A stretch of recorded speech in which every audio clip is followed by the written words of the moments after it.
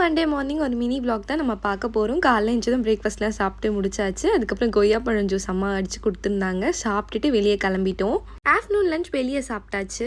வெளியே போனாலே சித்துவை மேனேஜ் பண்ணுறது கொஞ்சம் கஷ்டமாக தான் இருக்குது. எங்கே போனாலும் ஃப்ரைட் ரைஸ் தான் நான் ஆர்டர் பண்ணுவேன். அதையும் வாங்கி சாப்பிட்டுட்டு கிளம்பி வந்துட்டோம். ஈவினிங் போல் மில்க் புட்டிங் தான் நான் செஞ்சுட்டு இருந்தேன். இதுக்கு 2 ஸ்பூன்ஸ் ஜெலட்டினும் 1/4 கப் தண்ணியை ஊற்றிட்டு ப்ளூம் ஆக விட்டுறணும். இப்போ இதை ஒரு பாத்திரத்தில் ஊற்றிட்டு அடுப்பில் லோ ஃப்ளேமில் இதை குக் பண்ணணும். ஜெலட்டின் நல்லா மெல்ட் ஆனதும் 2 கப் பால் சேர்த்துட்டு நல்லா மிக்ஸ் பண்ணி விட்டுக்கலாம்.